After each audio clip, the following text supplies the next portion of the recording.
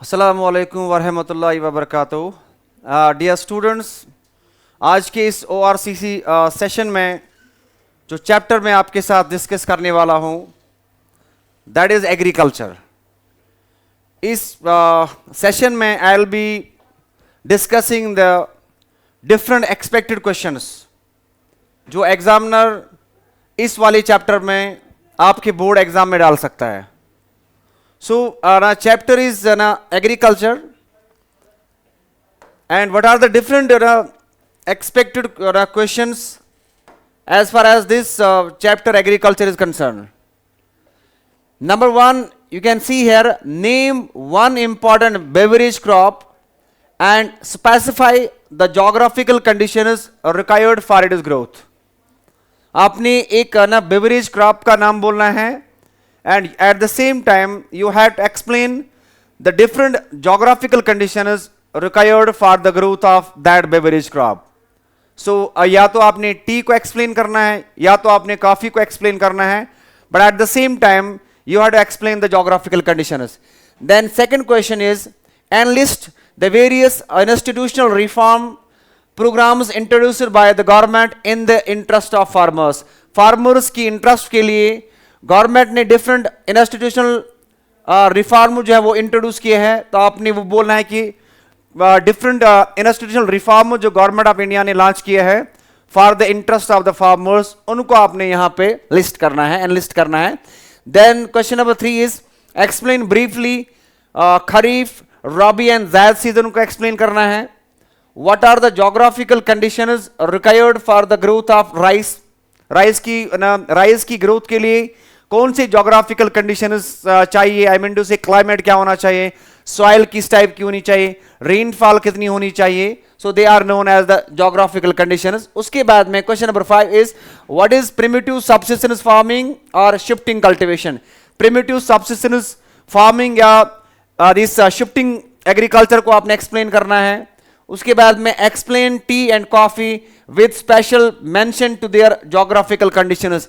ये यहां पे रिपीट हुआ है, ऊपर भी आपने देखा एक इंपॉर्टेंट बेवरेज क्रॉप, मगर यहां पे दो बेवरेज क्रॉप्स को आपने एक्सप्लेन करना है and at the same time उनके ज्योग्राफिकल कंडीशंस को भी आपने एक्सप्लेन करना है।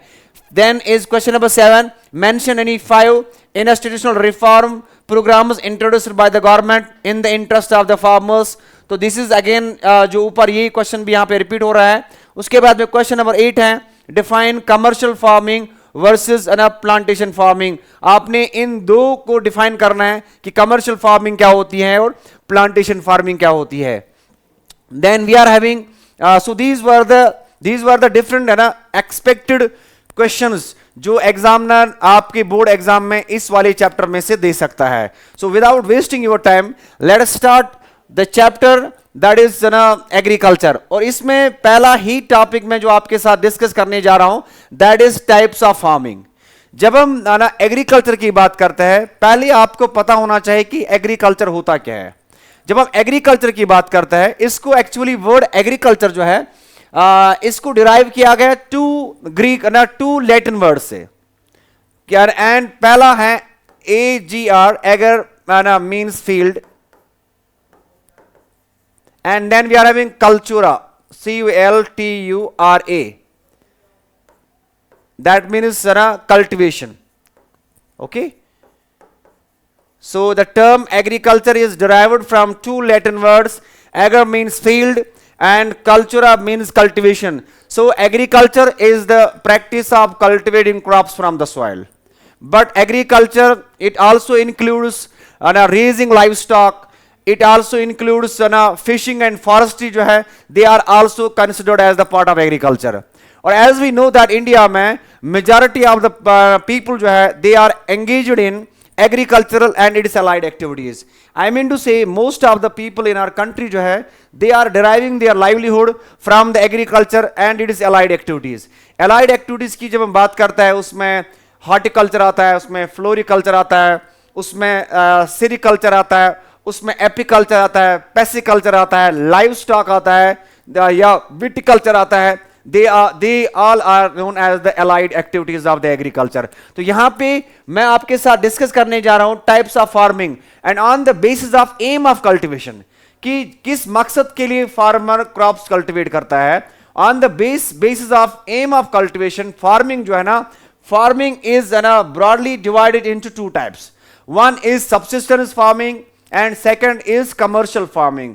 सब्सिस्टेंस फार्मिंग में farmer is producing crops in order to feed his family. So ये एंटायरली लोकल कंजप्शन के लिए सब्सिस्टेंस फार्मिंग की जाती है। वाइल एज जब हम कमर्शियल एग्रीकल्चर की बात करते हैं, कमर्शियल एग्रीकल्चर में फार्मर क्रॉप्स कल्टीवेट करता है in order to sell them in the market and in order to earn the profit. So this is types of these types of agriculture on the basis of aim of cultivation। तो आप देखोगे बाद में फिर subsistence agriculture के फिर different types है, commercial agriculture के भी different types है। तो यहां पे आप देखोगे agriculture की जब हम बात करते हैं, ये एक ना एज ओल्ड इकोनॉमी है। हमारी कंट्री इंडिया में एग्रीकल्चर जो है ना, ये ना एज ओल्ड इकोनॉमिक एक्टिविटी है। Right from the very beginning और we can say ancient time से ही इंडिया के लोग जो थे, they were cultivating crops from the soil. अगर आपने सुना होगा या आपने पढ़ा भी होगा, इंडिया की जो पहली सिविलाइजेशन थी, इंडस वैली सिविलाइजेशन, जो दिस हिस्टोरियंस ने बोला है कि that civilization is about 5000 years old। तो वहां पे भी वो लोग जो है ना, they were cultivating different crops. In fact cotton की कल्टीवेशन की रेफरेंस जो है ना, वो हमें पहले इंडस वैली सिविलाइजेशन से ही हमें मिलते हैं। तो मैं बोल रहा हूं कि agriculture as old economic activity है हमारे कंट्री में, और ओवर द इयर्स एग्रीकल्चर के जो मेथड्स है ना, वो सिग्निफिकेंटली चेंज हुए हैं। बात समझ में आ रही है? And depending upon the characteristics of physical environment, कि ओवर द इयर्स जो मेथड्स ऑफ एग्रीकल्चर है वो क्यों चेंज हुए हैं, why the methods of cultivation have undergone significant changes। it is because of the physical environment में different changes आए हैं। इसके अलावा टेक्नोलॉजिकल नो हाउ की वजह से कल्टीवेशन मेथड्स में चेंज आई हैं। उसके अलावा सोशो कल्चरल प्रैक्टिस की वजह से भी कल्टीवेशन मेथड्स में over the year significant changes आए हैं। तो you can see here farming varies from subsistence to commercial. जो मैंने आपको बोला, सब्सिस्टेंस फार्मिंग की जब हम बेटा बात करते हैं, यहां पे फार्मर क्रॉप कल्टीवेट करता है entirely for the local consumption. और कमर्शियल एग्रीकल्चर की जब हम बात करते हैं, यहां पे फार्मर क्रॉप्स कल्टीवेट करता है in order to sell them in the market and in order to earn the profit। as you can see here, subsistence agriculture में ही यहाँ पे primitive subsistence फार्मिंग जो है, ये इस subsistence agriculture का ही टाइप है। उसके अलावा intensive subsistence फार्मिंग भी subsistence agriculture का ही एक टाइप है। उसके बाद में कमर्शियल फार्मिंग जो है ना, ये एक सेपरेट, और इसकी भी डिफरेंट टाइप्स है। इसमें प्लांटेशन एग्रीकल्चर आता है, इसमें डेयरी फार्मिंग आती है, इसमें पेस्टोरल फार्मिंग आती है, इसमें मिक्सड फार्मिंग आती है, इसमें अलावा ऑर्चर्ड फार्मिंग आती है। ठीक है ना? तो उनको हमने यहाँ पे डिस्कस नहीं करना है। तो मैंने जो आपने जो स्लाइड मैंने पहले आपके साथ जो डिस्प्ले मैंने की, उस टाइम वहां पे आपने देखा होगा कि प्रिमिटिव सब्सिस्टेंस फार्मिंग से रिलेटेड एग्जामिनर क्वेश्चन दे सकता है, या इसके अलावा इंटेंसिव सब्सिस्टेंस फार्मिंग से रिलेटेड एग्जामिनर क्वेश्चन दे सकता है, या कमर्शियल एग्रीकल्चर से रिलेटेड भी क्वेश्चन दे सकता है। तो इन्हीं को हमने यहां पे एक्सप्लेन करना है। पहले हम एक्सप्लेन करेंगे किसको, प्रिमिटिव सब्सिस्टेंस फार्मिंग को हमने यहां पे डिस्कस करना है। प्रिमिटिव सब्सिस्टेंस फार्मिंग की जब हम बात करते हैं, इसको शिफ्टिंग कल्टीवेशन भी बोला जाता है, इसको स्लैश एंड बर्न एग्रीकल्चर भी बोला जाता है। और इस पर प्रिमिटिव सब्सिस्टेंस एग्रीकल्चर जो है ना, ये अभी भी इंडिया के कुछ एरियाज में ये वाली फार्मिंग है ना की जाती है। और करते कौन है? ट्राइबल्स करते हैं। और ये ट्राइबल्स करते क्या है कि एक पैच ऑफ लैंड, फॉरेस्ट में एक पैच ऑफ लैंड को एक क्लियर करते हैं। तो कैसे क्लियर करते हैं? They are cutting the trees and और दे बर्न देम, एंड उसके बाद में एक फॉरेस्ट पैच ऑफ लैंड को क्लियर किया जाता है बाय कटिंग और burning the trees. And that's why primitive subsistence agriculture को बोला ही जाता है स्लैश एंड बर्न एग्रीकल्चर भी। एंड उसके बाद में they are cultivating different crops and उसके बाद में after 3 and 4 years when the fertility of the soil gets exhausted, ये जो ट्राइबल्स हैं ये they shift to other area, ये फॉरेस्ट्स में ही दूसरे एरिया में शिफ्ट करते हैं और वहां पे ये लोग दोबारा से they are repeating the same activity, दोबारा से ये लोग ट्रीज को कट डाउन करते हैं या ट्रीज को बर्न करते हैं और उसके बाद में एक फ्रेश पैच ऑफ लैंड को they brought under cultivation. And this primitive subsistence farming जो है जिसको हम स्लैश एंड बर्न एग्रीकल्चर भी बोलते हैं, it has led to deforestation, it has led to soil erosion, and that is why there are different countries in the world including India जिन्होंने shifting agriculture के ऊपर या हम बोलेंगे प्रिमिटिव सबसिस्टेंस फार्मिंग के ऊपर बैन लगाई है। As you can see here primitive subsistence agriculture is practiced on small patch of land with the help of primitive tools use किए जाते हैं, who due and digging sticks use किए जाते हैं और यहां पे काम किया जाता है, फार्मर्स यहां पे काम करते हैं with the help of the family members. And apart from that farming जो है ना it depends upon the monsoon के ऊपर डिपेंडेंट है, ठीक है ना, यहां पे आर्टिफिशियल इरिगेशन का कोई कंसेप्ट नहीं है। तो जो ये इस टाइप की जो फार्मिंग है it entirely depends upon the monsoons and natural fertility of the soil and suitability of the environmental conditions. And इसको बोला ही जाता है slash and burn agriculture. Why slash and burn agriculture? Because trees को या तो cut down किया जा रहा है या उनको जलाया जाता है। और मैंने आपके साथ डिस्कस किया कि 3 या 4 साल के बाद जब सॉइल की फर्टिलिटी एग्जॉस्ट हो जाती है ये फॉरेस्ट्स में ही दूसरे एरिया में ये माइग्रेट करता है। इसको बोला जाता है शिफ्टिंग कल्टीवेशन, कि ये शिफ्ट करते हैं from one area toward another. 3 या 4 साल के बाद जो सॉइल की फर्टिलिटी एग्जॉस्ट हो जाती है, इसीलिए इसको बोला जाता है शिफ्टिंग कल्टीवेशन, इसको बोला जाता है। तो ये वर्ल्ड के डिफरेंट कंट्रीज ने शिफ्टिंग कल्टीवेशन के ऊपर बैन लगाई है because it has led to deforestation and it has led to the soil erosion. ठीक है, so this is primitive subsistence farming. Then we are having intensive subsistence farming. जब हम intensive subsistence farming की बात करते हैं, intensive subsistence farming it is practiced in the densely populated countries of the world. World के जो densely populated countries हैं वहां पे की जाती है। Like for example South and Southeast Asia में we have China, we have India, Japan. These are the countries जहां पे intensive subsistence farming की जाती है और यहां पे land holdings are small मगर land is intensively cultivated. Land holdings where they are small but land is intensively cultivated. यहां पे आप देखोगे लेबर्स का ज्यादा यूज किया जाता है। उसके अलावा यहां पे आप देखोगे मशीन जो है ना वो यूज नहीं किया जाता है और यहां पे भी आप देखोगे दिस ट्रेडिशनल टूल्स जो है ना वो यूज किए जाते हैं लैंड को अंडर कल्टीवेशन लाने के लिए। As you can see here this farming is practised in the areas of high population pressure on land. उन एरियाज में ये वाली फार्मिंग की जाती है जिन एरियाज में पॉपुलेशन का प्रेशर बहुत ज्यादा है। तो मैंने स्टार्टिंग में ही आपके साथ डिस्कस किया that we have countries China, then Japan, India, इन कंट्रीज में की जाती है इंटेंसिव सबसिस्टेंस फार्मिंग जहां पे पॉपुलेशन बहुत ज्यादा है and every bit of land is brought under cultivation in order to feed the enormous population size. और यहां भी लेबर इंटेंसिव फार्मिंग है, बहुत ज्यादा लेबर फोर्स यूज किया जाता है इसमें।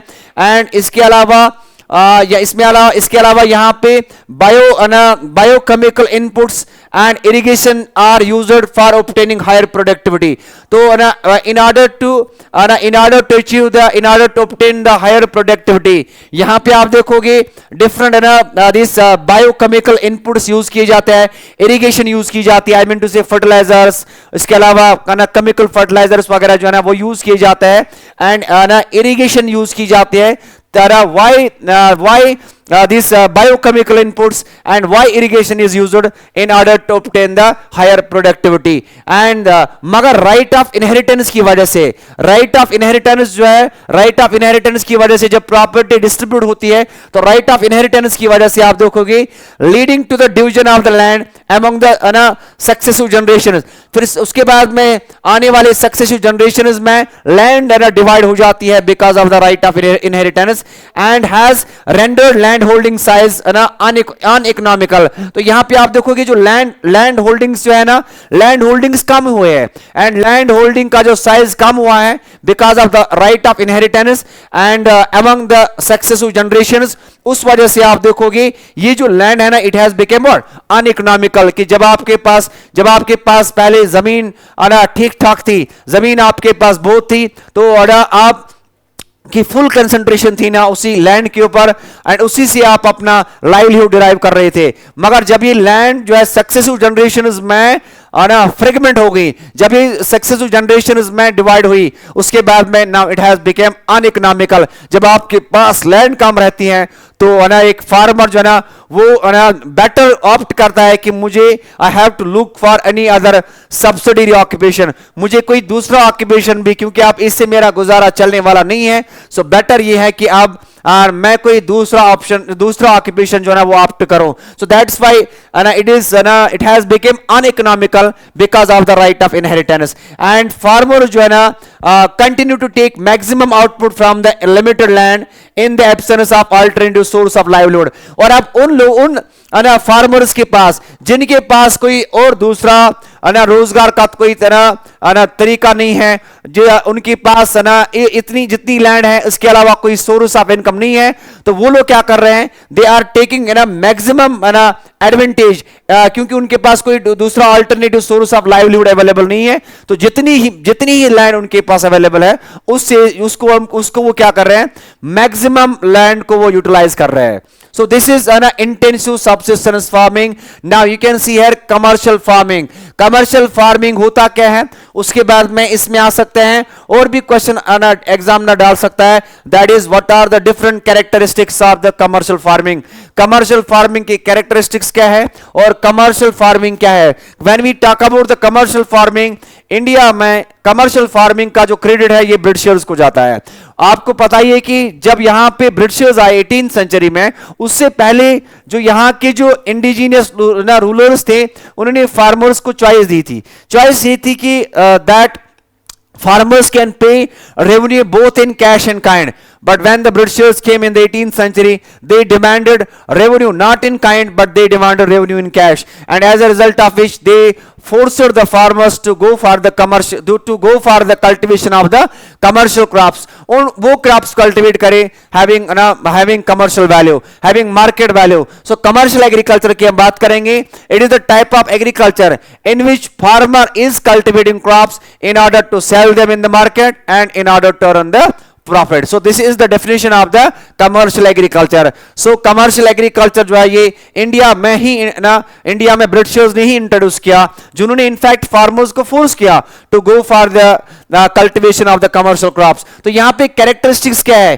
कैरेक्टरिस्टिक्स से अलग क्वेश्चन डाल सकता है एग्जामिनर, सीधा बोल सकता है व्हाट इज कमर्शियल एग्रीकल्चर, मगर अगर कैरेक्टरिस्टिक्स की उसने बात की तो वहां पे आपने लिखना है कैरेक्टरिस्टिक्स क्या है। Number 1 is the main characteristics of farming is the use of higher doses of modern inputs, कि इसमें मॉडर्न इनपुट्स जो है ना वो यूज किए जाते हैं। उसमें क्या क्या आता है, मॉडर्न इनपुट्स में HYV सीड्स आते हैं, that is high yielding variety of seeds आते हैं। उसके बाद में केमिकल फर्टिलाइजर्स आते हैं, these we call them the higher doses of modern inputs, ये पहला कैरेक्टरिस्टिक्स है इसमें। उसके बाद में केमिकल फर्टिलाइजर्स यूज किए जाते हैं, इंसेक्टिसाइड्स का यूज किया जाता है, पेस्टिसाइड्स का यूज किया जाता है, एंड क्यों किया जाता है, in order to obtain the higher productivity. Higher productivity को ऑब्टेन करने के लिए कमर्शियल फार्मिंग में फार्मर क्या करता है, या in fact what are it is different characteristics, कि इसमें HYV सीड्स का यूज किया जाता है, फर्टिलाइजर्स का केमिकल फर्टिलाइजर्स का यूज किया जाता है, पेस्टिसाइड्स एंड इंसेक्टिसाइड्स का यूज किया जाता है in order to obtain the higher productivity.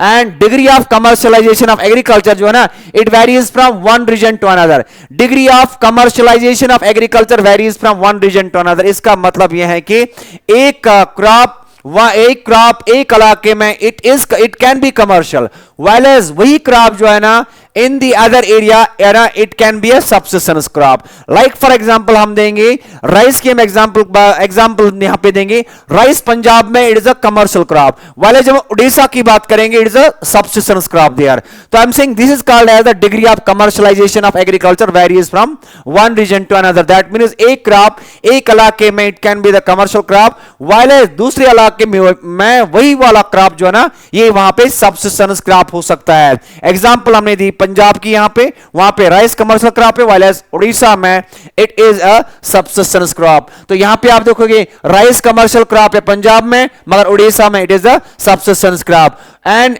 In plantation a single crop then we are having, यहां पे आप देखोगे प्लांटेशन एग्रीकल्चर जो है ना, प्लांटेशन एग्रीकल्चर भी पार्ट है किसका, कमर्शियल एग्रीकल्चर का। इस कमर्शियल एग्रीकल्चर से रिलेटेड एग्जामिनर दो टाइप के क्वेश्चंस दे सकता है, मैं दोबारा रिपीट कर रहा हूं। Number one what is commercial agriculture, and दूसरा क्वेश्चन दे सकता है व्हाट आर द डिफरेंट या what are the main characteristics of the commercial agriculture. और प्लांटेशन एग्रीकल्चर जो है it is the part of the commercial agriculture. Commercial agriculture के different types है, डिफरेंट सब टाइप्स हैं, उसमें हमने ना ही मिक्सड फार्मिंग को, ना ही पेस्टोरल फार्मिंग को, ना ही डायरी फार्मिंग को, ना ही हमें दिस ऑर्चर्ड फार्मिंग को हमने यहां पे डिस्कस करना है, उनको हमने यहां पे डिस्कस नहीं करना है। हमारा जो फोकस होगा that will be the plantation agriculture की जब हम बात करते हैं it is practised in the tropical and सब tropical regions of the world. यहां हम बोलेंगे वर्ल्ड के जो सब ट्रॉपिकल एंड सब ट्रॉपिकल रीजन्स हैं वहां पे प्लांटेशन एग्रीकल्चर की जाती है। और प्लांटेशन क्रॉप्स को यूरोपियन कंट्रीज ने उन कंट्रीज में इंट्रोड्यूस किया जिन कंट्रीज को उन्होंने अपने कॉलोनीज बनाए थे। Like for example Sri Lanka was the colony of the Britishers, India British की कॉलोनी थी। तो इन्हीं कॉलोनी कंट्रीज में ब्रिटिशर्स जो है इन्होंने प्लांटेशन क्रॉप्स की कल्टीवेशन स्टार्ट करवाई, ठीक है। और प्लांटेशन एग्रीकल्चर में एक सिंगल क्रॉप कल्टीवेट किया जाता है ऑन अ लार्ज स्केल। एक सिंगल क्रॉप, एक ही क्रॉप कल्टीवेट किया जाता है, मगर that crop is cultivated on a large scale. और लाइक फॉर एग्जांपल इंडिया में टी है या कॉफी है या रबर है या शुगर केन है या बनानास हैं, they are the important plantation crops. ये प्लांटेशन क्रॉप्स की क्या है, these are the examples of the plantation crops. एक ही क्रॉप कल्टीवेट किया जाता है, या we can say the area is having specialisation in one single crop. और वहां पे आप देखोगे लैंड होल्डिंग्स जो है ना they are large in size, and land holdings को वहां पे बोला जाता है एस्टेट्स, ठीक है ना। जैसे फॉर एग्जांपल हमारे पास है टी एस्टेट्स, ठीक है। तो अगर एग्जाम में फॉर एग्जांपल कभी एमसीक्यू में भी क्वेश्चन आ सकता है, आइडेंटिफाई द या which among the following is a plantation crop. तो these are the different plantation crops in India, tea, coffee, rubber, sugarcane, bananas, these are the important plantation crops, okay. Then we are having cropping patterns, another important topic जो है इस chapter का, जिससे related most of the time अगर आपने previous years के paper देखे होंगे वहां से भी आपने चेक किया होगा क्रॉपिंग पैटर्न। क्रॉपिंग पैटर्न यहां बोलेंगे क्रॉपिंग सीजन्स, ठीक है ना। तो इंडिया में एज वी नो कि इंडिया में डिफरेंट क्रॉपिंग सीजन्स आपको मिलेंगे, एंड रीजन क्या है, it is because of the enormous size, it is because of the diverse geophysical and climatic conditions की इंडिया में we are having the different cropping seasons। एक ही cropping season यहाँ पे नहीं है, because यहाँ पे सारा इंडिया जो है इसका enormous size है, different geophysical and climatic conditions की वजह से एक ही cropping season यहाँ पे नहीं है।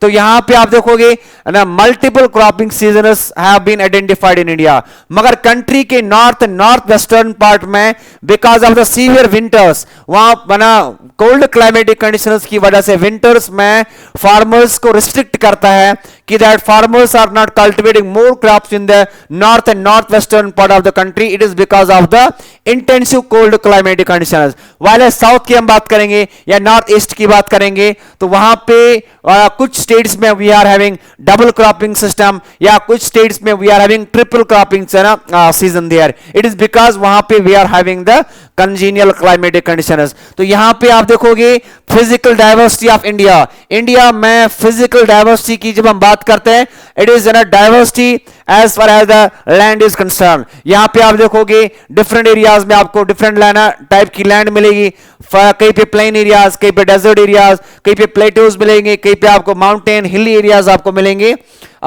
is also reflected in agricultural practices and cropping patterns in the country. कि यहाँ पे इंडिया में जो फिजिकल डाइवर्सिटी है, फिजिकल डाइवर्सिटी जो ना इसका इंपैक्ट रिफ्लेक्ट हो रहा है, फिजिकल डाइवर्सिटी का इंपैक्ट रिफ्लेक्ट हो रहा है किसके ऊपर?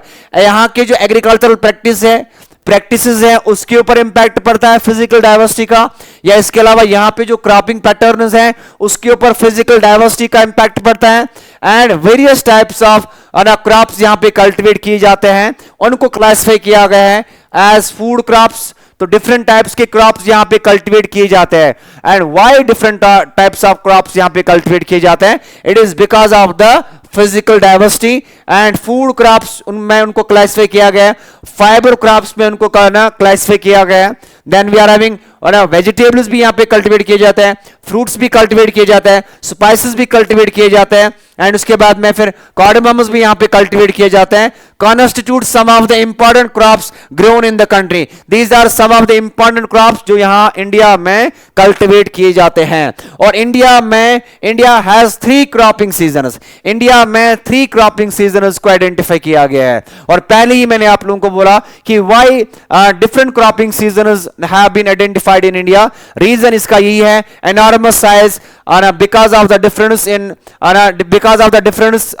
climate या different geophysical conditions है यहाँ पे, उस वजह से इंडिया में 3 cropping seasons को आइडेंटिफाई किया गया है. We have Rabi season, we have Kharif season, and then we are having what? Zaid season. So these are the 3 cropping seasons as far as India is concerned. And इसमें से पहला वाला जो है that is the Rabi crops. ठीक है ना?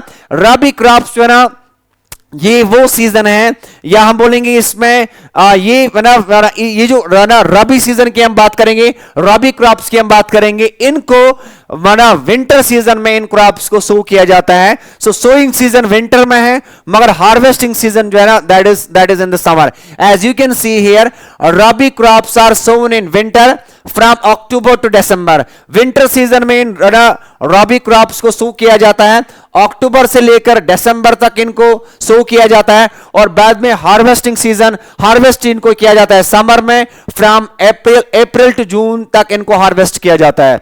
सो this is the sowing season as far as the rabi crops are concern. या कभी मल्टीपल चॉइस क्वेश्चंस में ये भी आ सकता है कि रबी क्रॉप्स का सोइंग सीजन कब से कब तक है, और इसके अलावा इनका हार्वेस्टिंग सीजन का कब से कब तक है. तो इनका रबी क्रॉप्स का जो सोइंग सीजन है it is from October to December, and harvesting season है समर में फ्रॉम अप्रैल टू जून. और इंपॉर्टेंट रबी क्रॉप्स क्या क्या है? इंपॉर्टेंट रबी क्रॉप्स में वीट जो है ना, ये इंपॉर्टेंट रबी क्रॉप है. ठीक है. उसके बाद में barley is the another important rabi crop जो विंटर सीजन में कल्टीवेट किया जाता है. पीस जो है ना ये है ना रबी क्रॉप है. ग्राम जो है ना ये भी रबी क्रॉप है, और मस्टर्ड जो है ना ये भी रबी क्रॉप है. इन नाम इनका आप याद रखोगे, इनसे रिलेटेड भी कभी एग्जाम में क्वेश्चन आ सकता है कि आपने वहां पे बोलना है कि what are the different rabi crops, या एमसीक्यू की भी आ सकता है ना कि आपने बोलना है वहां पे, आप वहां पे लिखा होगा कि identify the rabi crops from the following. ठीक है. तो वहां पे याद रखोगे व्हीट है, बार्ले है, पीज है, ग्राम है, मस्टर्ड है. और ये जो क्रॉप्स हैं ये किन किन स्टेट्स में इनकी कल्टीवेशन की जाती है? These crops are grown in Punjab में इन क्रॉप्स की कल्टीवेशन की जाती है, हरियाणा में इन क्रॉप्स की कल्टीवेशन की जाती है, हिमाचल में इन क्रॉप्स की कल्टीवेशन की जाती है, जम्मू एंड कश्मीर में इन क्रॉप्स की कल्टीवेशन की जाती है, उत्तराखंड में इन क्रॉप्स की कल्टीवेशन की जाती है, यूपी में इन क्रॉप्स की कल्टीवेशन की जाती है. Is that clear? And availability of precipitation during winter months due to the western temperature. यहां पे आप देखोगे जब हम बात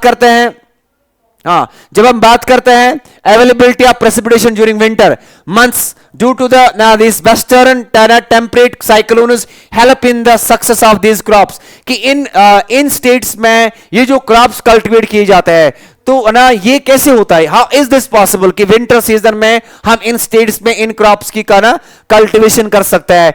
इसका रीजन ये है कि it is because of the western disturbances. जो वेस्टर्न साइक्लोनिक डिस्टर्बेंसेस हैं, वेस्टर्न साइक्लोनिक डिस्टर्बेंसेस जो है they bring in rainfall during the winter season, and that's why it becomes possible to cultivate these winter crops in these states of India. Otherwise it would not have been possible कि इन crops को हम इन states में cultivate कर सकते हैं, मगर rainfall की वजह से जो western cyclonic disturbances rainfall यहाँ पे लाते हैं during the winter season, उसी से ये possible होता है कि हम इन states में इन crops की cultivation करते हैं. Is that clear? Now we are having another cropping season in India, that is the kharif season. ठीक है ना? तो खरीफ सीजन की जब हम बात करते हैं, खरीफ सीजन की जब हम बात करते हैं, यहां पे आप याद रखोगे खरीफ सीजन जो है, जस्ट अ मिनट, हाँ, खरीफ सीजन की जब हम बात करते हैं, या खरीफ सीजन जो है इसका ये यहां पे स्टार्ट होता है with the onset of the south west monsoon. जब इंडिया में south west monsoon season start होता है ना, तो साउथ वेस्ट मॉनसून सीजन से ही आप देखोगे, साउथ वेस्ट मॉनसून सीजन से ही इंडिया में स्टार्ट होता है कौन सा season, just a minute, okay. तो इंडिया में आप याना इंडिया में जो खरीफ सीजन है ये स्टार्ट होता है with the onset of the south west monsoon. Monsoon season जब स्टार्ट होता है साउथ वेस्ट मॉनसून सीजन, तो उसी से that marks the beginning of the kharif season in India. और खरीफ यहां पे आप देखोगे ये जो क्रॉप्स इस सीजन में कल्टीवेट किए जाते हैं ना, they are most of them जो है दे आर ना वाटर इंटेंसिव, वो वाटर इंटेंसिव है क्योंकि ये क्रॉप्स जो है ना ये एंटायरली मॉनसून रेनफॉल के ऊपर डिपेंडेंट है. और अगर मॉनसून रेनफॉल फ्लक्चुएट क्या ना हुई, अगर मॉनसून रेनफॉल कम पड़ी ना, तो क्रॉप्स के ऊपर ना यील्ड के ऊपर, प्रोडक्शन के ऊपर इंपैक्ट पड़ता है. यहां पे आप देखिए पहले, हाँ, इनका हम देखेंगे हार्वेस्ट कब किया जाता है. इनको खरीफ सीजन स्टार्ट होता है with onset of the monsoon, उसके बाद में harvested in summer from September to October. इनको हार्वेस्ट किया जाता है सितंबर से लेकर अक्टूबर के मंथ में, इनको हार्वेस्ट किया जाता है. और इंपॉर्टेंट क्रॉप्स कौन कौन से है इस वाले खरीफ सीजन में, क्या हम बोलेंगे kharif crops, what are the different kharif crops. Number 1 जो है paddy is a kharif crop, maize kharif crop है जो समर सीजन में कल्टीवेट किया जाता है, जवार है, बाजरा है, टूर है, मूंग है, and then we are having soybean. These are the important crops जो इंडिया में समर सीजन में इनकी कल्टीवेशन की जाती है. और किन किन स्टेट्स में ये क्रॉप्स कल्टीवेट किए जाते हैं? We have states like Assam, West Bengal, Orissa, Andhra Pradesh, Telangana, Maharashtra, Kerala and UP जो है ना, दीज आर द स्टेट्स जिन स्टेट्स में कल्टीवेशन की जाती है ना इन खरीफ क्रॉप्स की. Is that clear? And in states like Assam, West Bengal and Orissa, 3 crops of paddy are grown. कि we have some states like Assam है and West Bengal है, then we are having this Odisha. इनमें पैडी जो है, जो दान जिसको हम बोलते हैं या राइस जिसको हम बोलते हैं, इसकी इन स्टेट्स में 3 बार राइस की कल्टीवेशन की जाती है in the states of Assam, West Bengal and then we are having what, Orissa. So this was ना खरीफ सीजन. ठीक है, और उसके बाद में जो लास्ट वाला है that is the Z season. Z season की जब हम बात करते हैं, this rabi and kharif season के बीच में एक शॉर्ट क्रॉपिंग सीजन रहता है जो रहता है मार्च से लेकर जून तक. कि मार्च से लेकर जून तक एक शॉर्ट क्रॉपिंग सीजन यहां इंडिया में रहता है, उस शॉर्ट क्रॉपिंग सीजन को हम बोलते हैं zaid season. Is that clear? As you can see here, in between the Rabi and Kharif seasons, there is a short season during the summer months known as the Zad season. और ये जो है ना actually summer months की जब हम बात करते हैं, ये मार्च से लेकर, ठीक है, मार्च से लेकर जून तक रहता है. ठीक है ना, मार्च से लेकर जून तक ये रहता है, शॉर्ट क्रॉपिंग सीजन है. और इसमें कौन कौन से क्रॉप्स या कौन कौन से वेजिटेबल्स की कल्टीवेशन की जाती है? ककम्बर कल्टीवेट किया जाता है, वाटरमेलन कल्टीवेट किया जाता है, मस्क मेलन कल्टीवेट किया जाता है, वेजिटेबल्स कल्टीवेट किए जाते हैं, एंड इसके अलावा अदर फोडर क्रॉप्स कल्टीवेट किए जाते हैं जो कैटल्स क्या ना को फीड करने के लिए वो क्रॉप्स कल्टीवेट किए जाते हैं. और किन किन स्टेट्स में जो ऊपर हमने देखा, चाहे हम क्रॉप्स बोलेंगे चाहे हम वेजिटेबल्स बोलेंगे, किन किन स्टेट्स में इन क्रॉप्स की कल्टीवेशन की जाती है? We have states like UP, then Punjab, Haryana and Gujarat जो है ना, दीज आर द स्टेट्स इन स्टेट्स में ज़ैड क्रॉप्स जो है की कल्टीवेशन की जाती है. मगर किया जाता है मार्च से लेकर जून तक एक शॉर्ट क्रॉपिंग सीजन रहता है इन between the kharif and the summer season. So this was ना क्रॉपिंग सीजन्स इन इंडिया। ठीक है, तो क्रॉपिंग सीजन्स के बाद नेक्स्ट टॉपिक मैं आपके साथ जो डिस्कस करने जा रहा हूं दैट इज राइस। अगर आपने पहले ही जो स्लाइड मैंने आपके साथ डिस्प्ले की ना स्टार्टिंग में, उस पे हमने बोला कि राइस के ज्योग्राफिकल कंडीशंस, एग्जामिनर क्वेश्चन दे सकता है what are the geographical conditions required for the growth of rice या required for the cultivation of rice. Rice की जब हम बात करते हैं, ये ना इंडिया में लार्ज नंबर ऑफ पीपल का जो स्टेपल डाइट है, या इनफैक्ट हम बोलेंगे वर्ल्ड में 50% पॉपुलेशन का ये स्टेपल डाइट है, और वर्ल्ड के ट्रॉपिकल कंट्रीज में राइस की कल्टीवेशन की जाती है। इसका बॉटनिकल नेम और एज अ स्टाइवा इसका बॉटनिकल नेम है। और राइस की कल्टीवेशन इंडिया, क्योंकि इंडिया भी वन ऑफ द इंडिया भी ट्रॉपिकल कंट्री ही है, and that's why India is one of the largest rice producing countries of the world. In fact, India is the second largest rice producer in the world after China. China number 1 पे, number 2 पे India है पूरे world में जब हम rice की cultivation की बात करते हैं। तो राइस हमारा ये स्टेपल फूड है, हमारा स्टेपल क्रॉप है हमारा, और हमारी कंट्री जो है सेकंड लार्जेस्ट प्रोड्यूसर है चाइना के बाद, राइस की हम बात करेंगे। और यहां पे आप देखोगे ये वाला इस पॉइंट के ऊपर आपने फोकस करना है। इस वाले पॉइंट के ऊपर आपने क्यों फोकस करना है? इसलिए फोकस करना है क्योंकि क्वेश्चन जो मैंने आपके साथ उस टाइम मेरा जो स्लाइड मैंने आपके साथ शेयर की, तो वहां पे हमने ज्योग्राफिकल कंडीशंस को आपने लिखना होगा। एग्जाम में इसकी ज्योग्राफिकल कंडीशंस आ सकते हैं। तो ज्योग्राफी राइस जो है ना, it is प्रोडोमिनेटली a kharif crop. ये खरीफ क्रॉप है, प्रोडोमिनेटली खरीफ क्रॉप है, मगर देयर आर सम स्टेट्स जहां पे राइस रबी सीजन में भी इसकी कल्टीवेशन की जाती है, मगर है प्रोडोमिनेटली एक खरीफ क्रॉप है, खरीफ सीजन में इसकी कल्टीवेशन की जाती है। और इसको चाहिए हाई टेम्परेचर, ठीक है ना, और कितना अबाउट 25 डिग्री सेल्सियस टेम्परेचर चाहिए राइस को कल्टीवेट करने के लिए। एंड इसके अलावा हाई ह्यूमिडिटी चाहिए, एंड एनुअल रेनफॉल जो होनी चाहिए, एनुअल प्रेसिपिटेशन जो होनी चाहिए, ये होनी चाहिए above 100 centimetres. So these are the geographical conditions required for the growth of what rice के। ये तो एक खरीफ क्रॉप है, इसके अलावा हाई टेम्परेचर चाहिए, हाई ह्यूमिडिटी चाहिए, और टेम्परेचर 25 डिग्री सेल्सियस से ऊपर होना चाहिए, और रेनफॉल होनी चाहिए above 100 centimetres. Is that clear? उसके बाद में राइस की कल्टीवेशन यहां नॉर्दर्न प्लेन्स में की जाती है, ठीक है, और इसके अलावा नॉर्दर्न प्लेन्स के अलावा नॉर्थ ईस्टर्न इंडिया में भी इसकी कल्टीवेशन की जाती है on a large scale, and coastal areas में भी राइस की कल्टीवेशन की जाती है on a large scale. Is that clear? तो दिस इज ना ज्योग्राफिकल कंडीशन। और पूरे इंडिया में वेस्ट बंगाल जो है ना, ये लार्जेस्ट प्रोड्यूसर है।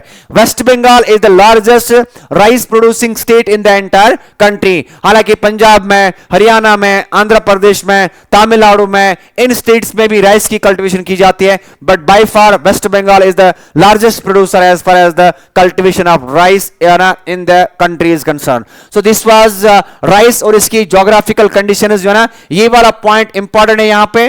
टेम्परेचर कितना होना चाहिए, रेनफॉल कितनी होनी चाहिए, और खरीफ क्रॉप है, हाई ह्यूमिडिटी चाहिए, हाई रेनफॉल चाहिए राइस को कल्टीवेट करने के लिए। Is that clear? Now moving on to the next one, it is pulses. ठीक है, तो पल्सेस की जब हम बात करते हैं, इंडिया जो है ये लार्जेस्ट प्रोड्यूसर है और eight the same time largest exporter है पल्सेस की जब हम बात करते हैं। मगर कहां पे दिस वर्ल्ड में इंडिया क्या है? एक तो लार्जेस्ट प्रोड्यूसर भी है, एंड इसके अलावा लार्जेस्ट कंज्यूमर भी है। पल्सेस की हम बात करते हैं इन द एंटायर वर्ल्ड। और पल्सेस की जब हम बात करते हैं, ये मेजर सोर्स है प्रोटीन का in the vegetarian diet. Vegetarian diet में प्रोटीन का they are full of proteins, या it is the main source of protein as far as the vegetarian diet is concern. And different pulses की यहां पे cultivation की जाती है। Like India में चूर जो है या और जो है, it is the major these are the major pulses जो हमारी कंट्री में कल्टीवेट किए जाते हैं। उर्द जो है, या इसके अलावा मूंग जो है, मसूर जो है ना, पीस जो है, and gram, these are the important pulses जो इंडिया में जिनकी कल्टीवेशन की जाती है। और पल्सेस की जब हम बात करते हैं, इनको लेस मॉइस्चर चाहिए, ठीक है ना, even they can survive even in the dry conditions. ये ड्राई कंडीशंस में भी सर्वाइव कर सकती है। तो ये इनको लेस मॉइस्चर चाहिए और ये सर्वाइव कर सकते हैं। हम बोलेंगे कुछ क्रॉप्स है जिनको हम बोलते हैं ड्रॉट रेजिस्टेंट क्रॉप्स, तो ये ड्राई कंडीशंस में भी सर्वाइव कर सकते हैं। और यहां पे आप देखोगे ड्राई कंडीशंस में ये सर्वाइव करते हैं। मेजर पल्स प्रोड्यूसिंग स्टेट्स जो है मेजर पल्स प्रोड्यूसिंग स्टेट्स कौन कौन से हैं उनका उनके उनके बारे में हम डिस्कस करेंगे, मगर उससे पहले आपने एक बात याद रखनी है कि पल्सेस की जब हम बात करते हैं ये लेग्यूमिनस क्रॉप्स हैं, तो दे fix nitrogen from the atmosphere, इनमें नेड्यूल्स होते हैं नाइट्रोजन फिक्सिंग बैक्टीरियाज, राइजोबियम जिनको हम बोलते हैं, तो ये एटमॉस्फेयर से नाइट्रोजन को फिक्स करते हैं, देयर बाय दे मेंटेन और they restore the fertility of the soil. Is that clear? So this is pulses as you can see here, and then we are having another important crop जो है that is the sugar cane. okay, sugar cane की हम यहाँ पे बात करेंगे, इसकी geographical conditions के ऊपर हम थोड़ा फोकस करेंगे, ठीक है ना. इससे ठीक है, यस. तो शुगर केन की जब हम बात करते हैं, शुगर केन में भी आप जो है ना फोकस करोगे रेनफॉल एंड टेम्परेचर के ऊपर. तो शुगर केन जो है ये पहले जो है ना it is the main source of sugar.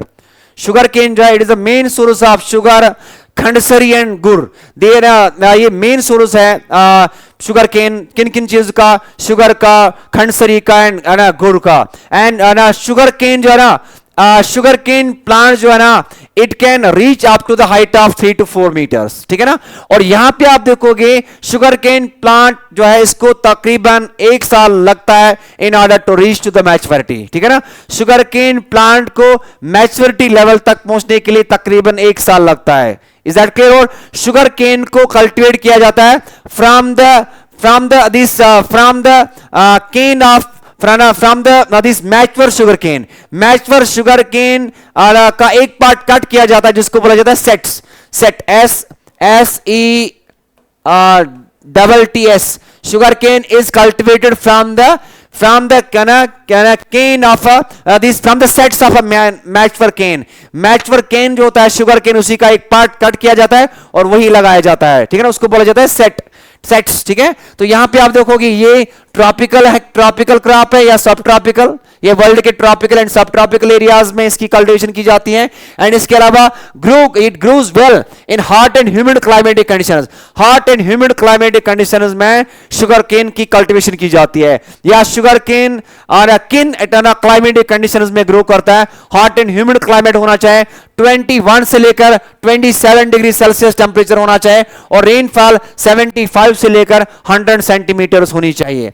And apart from that जो मैंने आपको स्टार्टिंग में ही बोला, it is the main source of sugar, gur, then we are having khandsari and molasses जो है ना ये इनका ये मेन सोर्स है जब हम बात करते हैं शुगर केन की. एंड शुगर केन जो है किन किन स्टेट्स में शुगर केन की कल्टीवेशन की जाती है? These are the largest, like for example UP जो है ना ये largest sugar cane producing state है पूरे इंडिया में, followed by Maharashtra, Karnataka, Tamil Nadu, Telangana, Bihar and Punjab, ठीक है ना.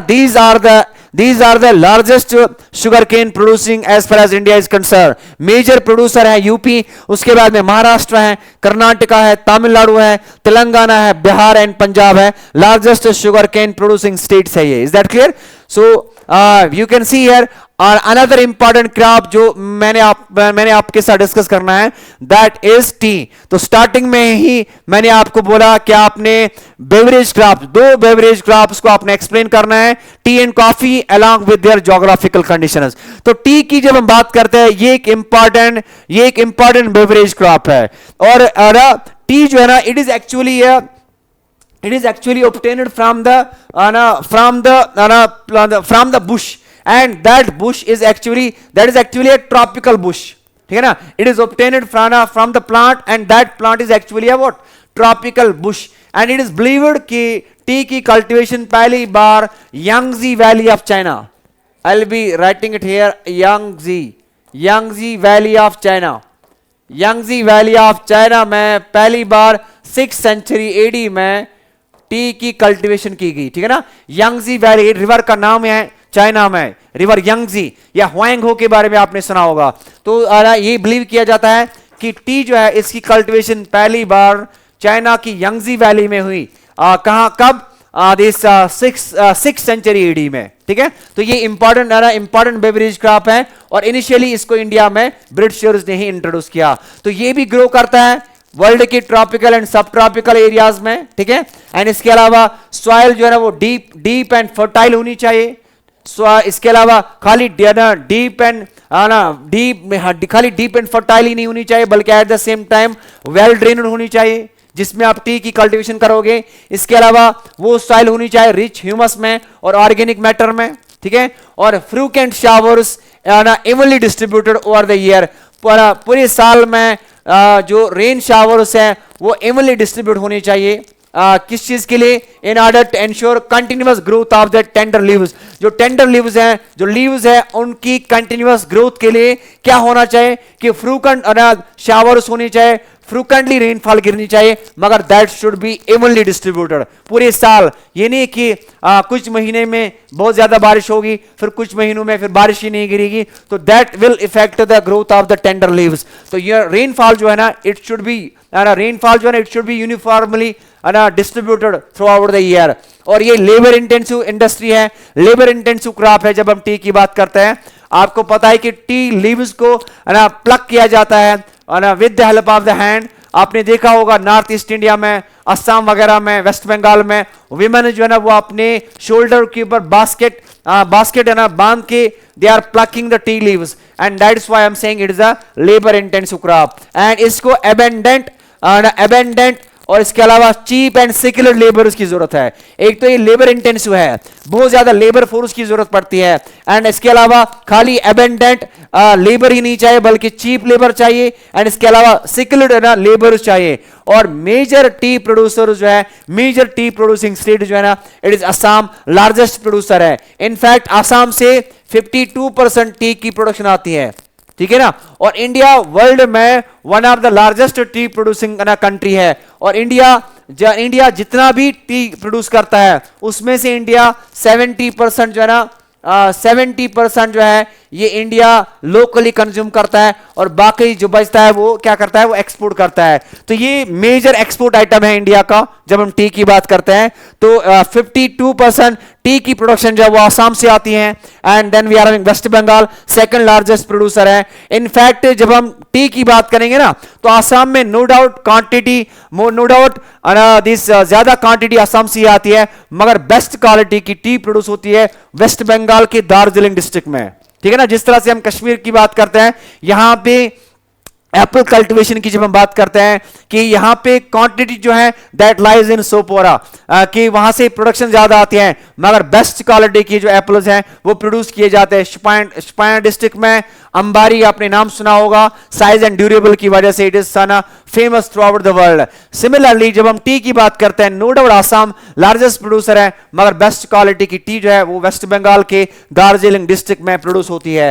And then we are having Tamil Nadu भी लार्जेस्ट प्रोड्यूसर है, केरला भी लार्जेस्ट प्रोड्यूसर है। इनफैक्ट जो नॉर्थ ईस्ट इंडिया में जो 7 सिस्टर्स है, अरुणाचल प्रदेश, नागालैंड, असम, मणिपुर, मिजोरम, त्रिपुरा, इन सारे स्टेट्स में, या इवन हिमाचल में और उत्तराखंड में, इन स्टेट्स में भी टी की कल्टीवेशन की जाती है। साउथ में, तमिलनाडु में, केरला में, but by far these are the largest tea producing states as far as India is concern, ठीक है। तो ये था दिस टी एंड कहां पे किन किन स्टेट्स में टी की कल्टीवेशन की जाती है। As you can see here these are the tea estates. यहां पे दिखाया गया कि विमेन को इन बास्केट्स में ये टी लीव्स को प्लग करते हैं, और ये जो टी लीव्स जो है ना, इनको रेगुलरली ट्रिम किया जाता है for easy plucking. Easy plucking के लिए इनको ये ना रेगुलरली ट्रिम किया जाता है। तो ये जो है ना, इसके ऊपर ये जो टी गार्डन जो है ये आपको ज्यादातर इसके लिए जो आइडल साइड्स है, दे आर हिल स्लोप्स के ऊपर इन टी एस्टेट जो है, टी के जो गार्डन हैं ये आपको मिलेंगे क्या, हिल एस्टेट हिल स्लोप्स के ऊपर। They are the ideal sites. Is that clear for cultivating tea? Okay, then moving on to the next important beverage crop, that is coffee. Coffee की जब हम बात करते हैं, it is the second important beverage crop in India, and it ranks next only after tea in terms of area under cultivation and overall production. Beverage crops की जब हम बात करते हैं, तो largest crop बेवरेज क्रॉप जो है वो टी है। टी के बाद सेकंड लार्जेस्ट बेवरेज क्रॉप जिसकी यहां इंडिया में कल्टीवेशन की जाती है, it is coffee, and it ranks next only after T in terms of area under cultivation and the overall production. और 2008 में इंडिया ने प्रोड्यूस किया 2% of the world coffee production. 2008 में डेटा में आपके साथ यहां पे शेयर कर रहा हूं कि 2008 में 3.2% वर्ल्ड की कॉफी प्रोडक्शन इंडिया ने प्रोड्यूस की। और इंडियन कॉफी जो है ना ये वर्ल्ड में फेमस है फॉर इट्स गुड क्वालिटी, ठीक है ना। और यहां पे डिफरेंट है ना वेराइटीज कॉफी की कल्टीवेट किए जाते हैं, ठीक है। उसमें रोबास्टा एक वैरायटी है, उसमें अराबिका एक वैरायटी है, उसमें लिबेरिका एक वैरायटी है। These are the different varieties of coffee जो यहां इंडिया में कल्टीवेट की जाती है। मगर इसमें से we have this arabica one, ये जो है ना ये इनिशियली इंडिया में यमन से लाई गई ये वाली वैरायटी, और बाद में ये अभी भी इंडिया में प्रोड्यूस होती है। और इनिशियली इस अराबिका दिस जो वैरायटी कॉफी की थी जो थी इसको पहली बार इसकी कल्टीवेशन पहली बार स्टार्ट की गई कहां पे? बाबा बुदन हिल्स। बाबा बुदन हिल्स कर्नाटका में है, and Baba Budan hills and even today it is cultivated, cultivation is confined to the Nilgiris in Karnataka, Kerala and Tamil Nadu. Nilgiri जो है ना they are the small mountains in Karnataka. तो वहां पे आप देखोगे कर्नाटका के बाबा बुदन हिल्स के ऊपर ये अराबिका यमन से लाई गई वैरायटी ऑफ कॉफी, और वहां पे इसकी कल्टीवेशन पहली बार वहीं पे की बाबा बुदन हिल्स के ऊपर। अभी भी आप देखोगे नीलगिरी माउंटेन्स के ऊपर इसकी कल्टीवेशन की जाती है in the states of Karnataka, Kerala and Tamil Nadu. So this was the another important this beverage crop. Then we are having jute. Jute की जब हम बात करते हैं, ये इनको बोलते हैं फाइबर क्रॉप्स। इसमें जूट भी आता है, इसमें कॉटन भी आता है। तो जूट जो है ना इसको गोल्डन फाइबर बोला जाता है, ठीक है। गोल्डन फाइबर इसको बोला जाता है। इट इज 100% दिस बायोडिग्रेडेबल, ठीक है। एंड ये ज्यादातर ग्रो करता है किसके ऊपर? वेल ड्रेनेड फर्टाइल सॉइल, मगर कहां पे? फ्लड प्लेन्स के ऊपर, ठीक है ना। फ्लड प्लेन्स के ऊपर इसकी कल्टीवेशन की जाती है, मगर सॉइल जो है ना वेल ड्रेनेड होनी चाहिए। इसके अलावा soil should be fertile and ideal sites क्या है, आइडियल एरियाज क्या है जहां पे जूट की कल्टीवेशन की जाती है? That is what? Flood plains. And क्यों वो जो फ्लड प्लेन्स है ना एवरी ईयर वो रिन्यू हो जाते हैं, एवरी ईयर वहां पे फ्लड्स आते हैं, एंड फ्लड्स की वजह से आप देखोगे सॉइल की फर्टिलिटी जो है ना वो एनहांस हो जाती है। और इसको हाई टेम्परेचर चाहिए जूट को कल्टीवेट करने के लिए, ठीक है ना, थ्रू आउट द ईयर। या in fact we can say during the time of its growth, जब ये क्रॉप ग्रो कर रहा होता है या during the period of growth it needed high temperature. And इसके अलावा जूट की हम बात करेंगे, इससे रिलेटेड क्वेश्चन आ सकता है कि what are the different uses of jute. Jute जो है ना is used in making gunny bags. उसके बाद में मैट्स को बनाने के लिए जूट का यूज किया जाता है, रोप्स को बनाने के लिए, यार्न को बनाने के लिए, कारपेट्स को बनाने के लिए, एंड अदर आर्टिफैक्ट्स को बोलते हैं हम मैन मेड ऑब्जेक्ट्स को बनाने के लिए जो है जूट का इस्तेमाल किया जाता है, ठीक है। और मगर प्रॉब्लम ये क्या है? प्रॉब्लम ये है कि इसकी हाई कॉस्ट की वजह से, एंड इसके अलावा इसका जो मार्केट जो है ना वो दिन ब दिन कम होता जा रहा है, एंड इसके अलावा सिंथेटिक फाइबर्स यूज किए जा रहे हैं, एंड इसके अलावा packing materials particularly the nylon, और ना पैकिंग मटेरियल्स के लिए लोग जो है ना वो जूट क्लॉथ का यूज नहीं करते हैं, वो नायलॉन प्रेफर करते हैं, ठीक है ना, क्योंकि ये एक्सपेंसिव ज्यादा होता है, एंड सिंथेटिक फाइबर यूज किया जा रहा है, एंड उस वजह से आप देखोगे हाई कॉस्ट की वजह से it is now losing its market. Is that clear? So this is jute, and then we are having another important fibre crop that is the cotton. Cotton की जब हम बात करते हैं, मैंने आपको पहले ही बोला कि इंडिया को बोला ही जाता है होमलैंड ऑफ कॉटन। कॉटन की कल्टीवेशन पहली बार हमें एविडेंसेस, हमें रेफरेंसेस मिलते हैं कि इंडस वैली सिविलाइजेशन के लोग ही थे जिन्होंने वर्ल्ड में पहली बार कॉटन की कल्टीवेशन की, ठीक है। और यहां पे आप देखोगे कॉटन की जब हम बात करते हैं, ये भी वर्ल्ड के ट्रॉपिकल एंड सब ट्रॉपिकल एरियाज में इसकी कल्टीवेशन की जाती है। And according to the length of the fibre, cotton को 3 टाइप्स में क्लासिफाई किया गया, but I am talking about according to the length of the fibre. इसमें आता है शॉर्ट वन, इसमें आता है medium one, and long staple one. जो लॉन्ग स्टेपल वन है that is of the finest quality, ये फाइनेस्ट क्वालिटी का होता है, और ये भी लेबर इंटेंसिव क्रॉप है। इसमें भी कॉटन बाल्स को जो है ना वो उनको प्लग किया जाता है, तो that's why I am saying कि ये लेबर इंटेंसिव क्रॉप है। और आइडियल सॉइल जो है जिसमें कॉटन की कल्टीवेशन की जाती है, it is black lava soil जो है that is considered ideal for the cultivation of cotton. और 2008 में इंडिया सेकंड लार्जेस्ट प्रोड्यूसर था चाइना के बाद, चाइना नंबर 1 पे एंड इंडिया सेकंड नंबर पे एज फार एज दिस 2008 की हम बात कर रहे हैं। That time China was the largest producer, followed by India second number पे। एंड कॉटन जो है ये जो है ना grows well in drier parts of the black cotton of the Deccan plateau. Deccan plateau जो है ना, डेक्कन प्लेटो जो है ये लो रेनफॉल एरिया में आता है, तो वो ड्राई एरिया है, तो वहां पे इसकी बेस्ट कल्टीवेशन की जाती है। एंड इसके अलावा इसको हाई टेम्परेचर चाहिए कॉटन को कल्टीवेट करने के लिए, लाइट रेनफॉल चाहिए इसके अलावा, मगर ये वाला point is important here, 210 frost free days चाहिए एंड ब्राइट सनशाइन चाहिए for its growth. This is very important point here कि जो कॉटन है ये बेस्ट ग्रो करता है drier parts of the black cotton soil of the Deccan plateau, वहां पे इसकी बेस्ट कल्टीवेशन की जा रही है डेक्कन प्लेटो के ऊपर। एंड हाई टेम्परेचर चाहिए, लाइट रेनफॉल चाहिए एंड 210 फ्रॉस्ट फ्री डेज चाहिए एंड ब्राइट सनशाइन चाहिए फॉर इट्स ग्रोथ। और ये खरीफ क्रॉप है और इसको 6 से लेकर 8 मंथ चाहिए in order to reach to maturity. So cotton plant जो है खरीफ क्रॉप है और इसको 6 से 8 मंथ्स तक लगते हैं in order to reach to maturity. Is that clear? Now talking about कि किन किन स्टेट्स में कौन कौन से स्टेट्स जो है which are the largest cotton producing states. As you can see here major cotton producing states जो है, नंबर 1 महाराष्ट्र लार्जेस्ट प्रोड्यूसर है, उसके बाद में गुजरात है सेकंड नंबर पे, उसके बाद में एमपी है, Karnataka, Andhra Pradesh and Telangana and Tamil Nadu. These are the largest cotton producing states as far as India is concern. So this was another important this fiber crop. Then we are having another important topic of this chapter, that is हर साल ये वाला topic exam में आता है and it is technological and institutional reforms,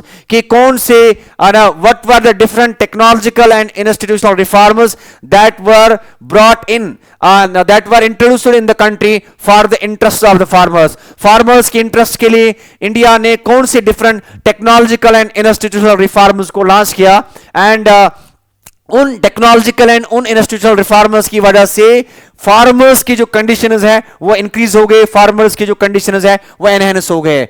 agriculture आपको पता ही है कि ये जो है ना it provides livelihood for more than 60% of its total population. ठीक है ना, यहां पे आप देखोगे 60% पीपल जो है इंडिया में they are settle deriving their livelihood from agriculture and its allied activities. और यहां अगर हम विलेजेस की बात करेंगे, इंडिया को बोला ही जाता है कंट्री ऑफ विलेज, और विलेजेस में मोर देन 70% पॉपुलेशन जो है they are engaged in agriculture and its allied activities. तो जब आपका मेजर पोर्शन, जब 60% पॉपुलेशन इंडिया में they are dependent upon agriculture for their livelihood, तो serious technological and institutional reforms को इंट्रोड्यूस करने की जरूरत थी। क्यों? बिकॉज आपका जो मेजर लॉट है पॉपुलेशन का, आपका जो मेजर चंक है पॉपुलेशन का, that is 60% population Seattle agriculture के ऊपर ही डिपेंडेंट है। सिटल उनका जो मेन सोर्स ऑफ इनकम जो है दैट इज एग्रीकल्चर। इसीलिए serious technological and institutional reforms को इंट्रोड्यूस करने की जरूरत थी। एंड कौन कौन से यहां पे आप देखोगे इंस्टीट्यूशनल रिफॉर्म्स को इंट्रोड्यूस किया गया। Number 1 is collectivisation. ठीक है ना, कलेक्टिवाइजेशन में कि बोला गया कि लैंड को आपने कलेक्टिवली कल्टीवेट करना है। ठीक है, और इसमें से आप देखोगे इसमें से आप देखोगे कलेक्टिवाइजेशन में जो फार्मर्स थे, जो पेजेंट्स थे, उनको बोला गया that you have to give up your land. ठीक है ना, और लैंड को जो है वो लोग जो है जिनके पास अपनी जमीन नहीं है, दोस्त हु आर लैंडलेस, उनको बोला गया अगर आप विलिंग हो कलेक्टिव फार्मिंग के लिए तो हम आपको लैंड प्रोवाइड करेंगे, मगर उसमें आपने उसमें प्रॉफिट एंड लॉस को शेयर करना है। So that is one institutional reform जो इंट्रोड्यूस किया गया। उसके बाद में consolidation of land holdings, it was another institutional reform जो इंट्रोड्यूस किया गया। Then we are having corporation, इसको बोलते हैं हम कॉर्पोरेट फार्मिंग। इसमें भी फार्मर्स को बोला गया कि आपने कलेक्टिवली क्रॉप्स को कल्टीवेट करना है। ठीक है ना, और यहां पे आप देखोगे फार्मर ओनर नहीं रहता है, मगर यहां पे फार्मर कॉर्पोरेट फार्मिंग में फार्मर ही ओनर रहता है, मगर वहां पे प्रॉफिट एंड लॉस को डिस्ट्रीब्यूट किया जाता है। Is that clear? एंड यहां पे आप देखोगे कलेक्टिवाइजेशन में फार्मर हैज टू गेन, उसको बोला गया अगर आप उसके पास जमीन ज्यादा है उसको अपनी जमीन देनी है, and that is to be distributed among the landless people. Is that clear? And then we are having abolition of zamindari system को एबॉलिश किया गया। Were given priority to bring about institutional reforms in the country after independence। आजादी के बाद इन आजादी के बाद institutional reforms को लाने के लिए इन चीजों को प्रायोरिटाइज किया गया, इन चीजों इन चीजों के ऊपर स्ट्रेस दी गई, दैट इज कलेक्टिवाइजेशन, ये पहला इंस्टीट्यूशनल रिफॉर्म इंट्रोड्यूस किया गया। Consolidation of land holdings, it is another important institutional reform जो इंट्रोड्यूस किया गया।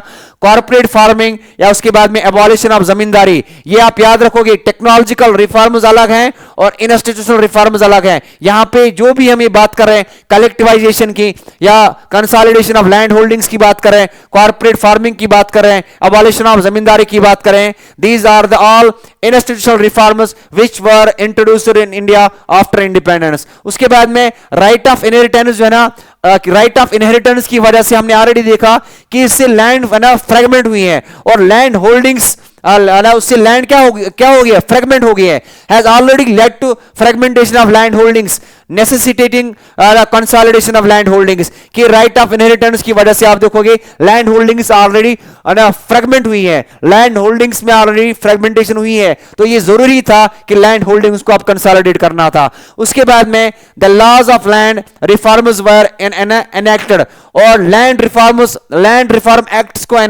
लैंड रिफॉर्म्स को इंट्रोड्यूस किया गया, but the laws of implementation were lacking और ल्यूकवार्म। मगर हालांकि लैंड रिफॉर्म एक्ट्स को क्या किया गया, उनको बनाया गया, मगर इंप्लीमेंटेशन जो है ना उनको इंप्लीमेंट नहीं किया गया, means that was moderate, that was lukewarm, उतना ज्यादा खास रिस्पांस नहीं रहा। हालांकि लॉज को बनाया गया, लैंड रिफॉर्म लॉज को बनाया गया, मगर इंप्लीमेंटेशन लैक कर रहा है, उनको प्रॉपर्ली इंप्लीमेंट नहीं किया गया। एंड उसके बाद में so these were the different institutional reforms that were brought in the country after independence. Now you can see here green revolution की हम बात करेंगे। green revolution जो है ये है टेक्नोलॉजिकल रिफॉर्म। तो ग्रीन रेवोल्यूशन आपने इसके बारे में पढ़ा होगा कि ग्रीन रेवोल्यूशन जो है 1960s में ये आया ग्रीन रेवोल्यूशन। और यहां पे आप देखोगे डॉक्टर स्वामीनाथन को जो है उसको बोला जाता है father of green revolution in India. उसी ने ही propagated and he initiated this green revolution in India, जब उसने high yielding drought resistant varieties wheat के इंट्रोड्यूस किए। पहले पंजाब में, यूपी इन स्टेट्स में ग्रीन रेवोल्यूशन आया, फिर आहिस्ता आहिस्ता से बाकी स्टेट्स में इन क्रॉप्स को इंट्रोड्यूस किया गया। तो ग्रीन रेवोल्यूशन की वजह से प्रोडक्शन जो है क्रॉप्स की that has increase drastically. Production of food grain जो है, ग्रीन रेवोल्यूशन का मतलब क्या है, when the production of food grain is increase what, drastically. और क्यों ये ड्रास्टिकली इंक्रीज हुआ, उसके पीछे यही था कि HYV सीड्स का यूज किया गया, उसके बाद केमिकल फर्टिलाइजर्स यूज किए गए, इसके अलावा इंसेक्टिसाइड्स पेस्टिसाइड्स का यूज किया गया, बेटर इरिगेशन है ना फैसिलिटीज को इंट्रोड्यूस किया गया। इसी दीज वर द रीजंस जिनकी वजह से इंडिया में क्या ग्रीन रेवोल्यूशन आया। और ग्रीन रेवोल्यूशन की वजह से एग्रीकल्चरल प्रोडक्शन जो है ना वो बहुत ही ज्यादा इंक्रीज हुई और इंडिया एक इंपोर्टिंग कंट्री से एक एक्सपोर्टिंग कंट्री बन गई। एंड ये सारा क्रेडिट जाता है, it is because of the policy of the green revolution. Is that clear? तो ग्रीन रेवोल्यूशन जो है ये भी एक इंपॉर्टेंट टेक्नोलॉजिकल रिफॉर्म था, नंबर 1 है। उसके बाद में देन वी आर हैविंग किसान क्रेडिट कार्ड, ठीक है ना। किसान के लिए क्या प्रोवाइड किया गया, किसान क्रेडिट कार्ड KCC, ठीक है ना। इसमें आप देखोगे 3 लाख रुपीस उनको प्रोवाइड किए गए, ठीक है ना। उसमें rate of interest I guess 3% उसमें रेट ऑफ इंटरेस्ट लगता है KCC किसान क्रेडिट कार्ड के जरिए। अगर आप एक फार्मर को जो एक किसान क्रेडिट कार्ड जिसको दिया गया है वो इससे 3 लाख तक की शॉपिंग कर सकता है और रेट ऑफ इंटरेस्ट रहेगा कितना, 3%। एंड इसके अलावा personal accident insurance schemes launch किए गए, PAIS। देन इसके अलावा बाकी अदर स्कीम्स भी गवर्नमेंट ऑफ इंडिया ने इंट्रोड्यूस किए for the benefit of the farmers. ये सारे स्कीम जो है ना they were introduced in the country for the benefit of the farmers, ठीक है। चाहे हम whether we talk about the green revolution whether we talk about the Kisan credit card KCC और weather we talk about the personal accident insurance schemes, okay, these were the schemes and other schemes they were launched by the government of India for the betterment of the farmers. And इसके अलावा special weather bulletin जो है ना और agricultural programmes जो है ना वो टेलीकास्ट एंड ब्रॉडकास्ट किए गए फॉर फार्मर्स उनको इंट्रोड्यूस किया गया रेडियो एंड टेलीविजन के ऊपर, ठीक है, क्योंकि फार्मर्स के लिए ये जरूरी है कि दे मस्ट बी एक्वाइंटेड किससे कि वेदर कैसा रहेगा, और एग्रीकल्चर प्रोग्राम्स जो है उनको उसमें अवेयर किया गया कि कौन से सीड्स आप यूज करोगे, और या सॉइल टेस्टिंग के लिए उनको बोला गया, ठीक है। उनमें डिफरेंट टाइप की अवेयरनेस फार्मर्स को इन प्रोग्राम्स के थ्रू दी जाती है, चाहे हम एग्रीकल्चर प्रोग्राम्स की बात करेंगे, चाहे हम स्पेशल वेदर बुलेटिन जो है ना उनको टेलीकास्ट एंड ब्रॉडकास्ट किया गया for the betterment of the farmers. And इसके अलावा इतना ही नहीं, बल्कि आप देखोगे गवर्नमेंट ने अनाउंस किया मिनिमम सपोर्ट प्राइस, ठीक है ना, मिनिमम सपोर्ट प्राइस जिस पे ये गवर्नमेंट अगर फार्मर्स के पास सरप्लस प्रोडक्शन है तो वहां पे मिनिमम प्राइस के ऊपर वो लोग जो है ना वो सरप्लस उनसे लेते हैं और बाद में उसका बफर स्टॉक रखते हैं, ठीक है। तो मैंने गवर्नमेंट ने अनाउंस किया मिनिमम सपोर्ट प्राइस, और इसके अलावा remunerative and procurement prices for important crops के लिए रिन्यूमरेटिव एंड प्रोक्योरमेंट प्राइसेस जो है ना वो भी गवर्नमेंट ने अनाउंस किए। Is that clear? So these were the different technological and institutional reforms that were introduced in India after independence, and इनमें से जितने भी स्कीम्स या की हमने यहाँ पे बात की, या टेक्नोलॉजिकल रेवोल्यूशन में हमने डिस्कस किया, ग्रीन रेवोल्यूशन के बारे में, उसके बाद में हमने कुछ दिस इंस्टीट्यूशनल रिफॉर्म्स की यहाँ पे बात की, इंस्टीट्यूशनल रिफॉर्म्स की हमने यहाँ पे बात की। तो these were introduced by the government of India आजादी के बाद for the betterment of the farmers, for the betterment of the peasants. So हर साल इससे रिलेटेड एग्जाम में क्वेश्चन आता है, what were the different technological and institutional reforms that were introduced in India for the interest of the farmers. Okay, so this was the chapter agriculture जिसमें मैंने आपके साथ expected questions डिस्कस किए, ठीक है ना। तो पूरी श्योरिटी में आपको इंशाल्लाह देता हूं कि 90% जो पेपर आपका आएगा बोर्ड में, और एग्जामिनर इन्हीं क्वेश्चंस को इंशाल्लाह दे सकता है, लैंग्वेज चेंज कर सकता है, मगर मोर और लेस क्वेश्चंस ही होंगे जो मैंने आपके साथ डिस्कस के। तो इंशाल्लाह नेक्स्ट ओआरसीसी सेशन में किसी दूसरे चैप्टर के साथ के बारे में मैं आपके साथ इंटरेक्ट करूंगा। तब तक के लिए अल्लाह हाफिज and have a nice day.